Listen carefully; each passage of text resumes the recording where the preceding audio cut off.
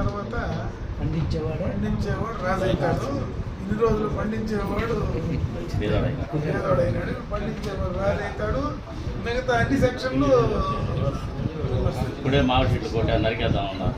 మామిడి చెట్లు నరికేద్దాం, ఈ రేట్లు చూసుకుని రేపు నరికేస్తాం తిరుగుతుంది. మనం కూడా చూస్తాం. ఇప్పుడు ఎల్లిన వచ్చింది మామూలుగా 7 ఏళ్ళకి ఒకసారి. ఇప్పుడు కరువు వచ్చేది జనవరి కరువు వస్తుంది. మళ్ళీ అటు నుంచి మంచి వర్షాలు పడితే మళ్ళీ ఒకసారి ఎక్కువ పంటలు పండించేసి ప్రాబ్లం వల్ల మొట్టమొదటిగా ఇది పెట్టాము. ఊళ్ళో ధర్నాలు ఇప్పుడు మీరు గవర్నమెంట్ ఎంప్లాయీస్ కదా. అవునా, అందుకే స్కీమ్ కి వ్యతిరేకం కాదు. ఇది ఎలక్ట్రానిక్ బస్ ముందు మీరు కార్పొరేషన్ ఇష్టం వచ్చినట్టు చేస్తారు. గవర్నమెంట్ ఎంప్లాయీస్ కావాలని కోరుకొని వచ్చింది. ఫస్ట్ బస్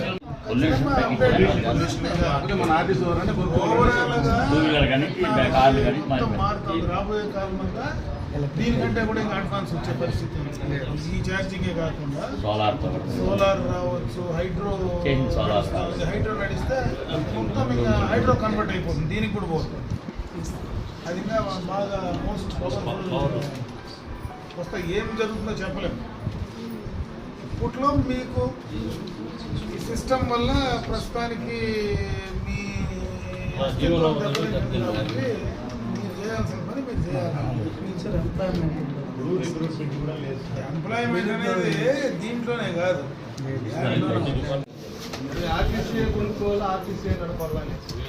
ఇప్పుడు వాళ్ళు ప్రైవేట్ వాళ్ళకి ఇచ్చి వాళ్ళే మెయింటైన్, వాళ్ళకి 75 రూపాయలు కిలోమీటర్కి ఇవ్వాలా.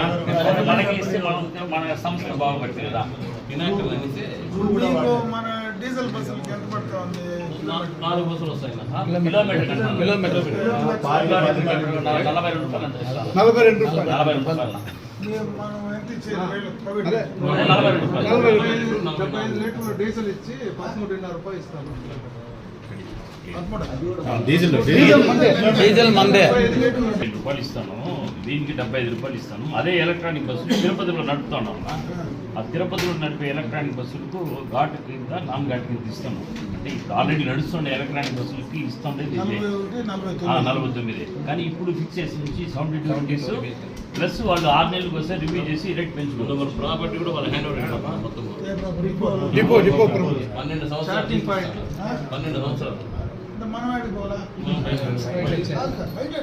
బయట వేరే ఎక్కడ ఖాళీగా ఉండేది కదా, వేరే డిపార్ట్మెంట్ మారుస్తారు.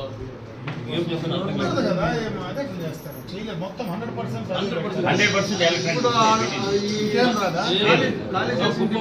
డిపో మొత్తం 100%. రాష్ట్రంలో మొత్తం 2030కి టోటల్ ఎలక్ట్రానిక్ బస్సు అదొకటి. ఛార్జింగ్ పాయింట్ల మీద రాష్ట్రము ఈ బస్సులు ఉండవు. ఈ ప్రస్తుతానికి ఈ బస్సులు ఉన్నాయి కదా. ఇప్పుడు వాడికి మొత్తం డిపో హ్యాండ్ ఓవర్ చేస్తే ఈ డిపోలో ఉండే బస్సులు ఎక్కడికి పోవాలి? బస్సులు మార్చేస్తారు. ఈ డిపో టోటల్ గా ఎలక్ట్రిక్. అంటే మొత్తము లాంగ్ సర్వీస్ 3 మిగులుతాయి. మిగతా అంతా లాంగ్ సర్వీస్ పెడతారు. హైదరాబాద్ అవి మాత్రం ఉంటాయి. మిగతా డిపో కాడ నువ్వు లాభం చేసుకుంటావు ఇక్కడి నుంచి. దాంట్లో కొన్ని నెలలో 2-3 స్క్రాప్ అవుతా ఉన్నాయి. అవుట్ ప్లేస్ తగ్గతా ఉండేది. ఎంప్లాయీ రిటైర్డ్ అవుతున్నారు, బస్సులు సర్వీస్ బస్సులు రిటైర్డ్ అయిపోతా ఉంది. అవి స్క్రాప్ కుదిరిపోతుంది. రిటైర్డ్ అవుతున్నారు. అది కాకుండా ఇప్పుడు శ్రీశక్తి బస్సులో దాదాపు 100 మంది ఎక్కుతాము. ఆ ఎలక్ట్రానిక్ బస్సులో డోర్ ఎక్స్ట్రా అడిషనల్ బస్సులు 40 పైన ఎక్కి అది డోర్ ఆడికి ఫుల్ అయిపోతుంది.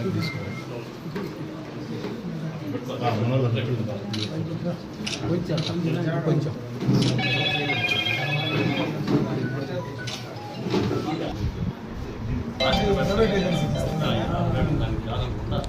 మొత్తం ఆర్టీసీకి మాకు ఇస్తే మేము మెయింటైన్ చేసుకుంటాము అనేసి రాష్ట్ర వ్యాప్తంగా అందరికీ బస్సులు ఇస్తున్నారు వాళ్ళు.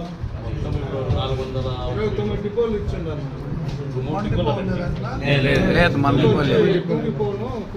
కుప్పం డిపో మన జిల్లాలో చిత్తూరు. అవి ఎలక్ట్రికల్ బస్సులు ఎంత దూరం పడేదానికి?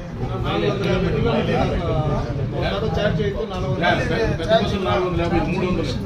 అంటే లోకల్ గా వాడాల్సింది.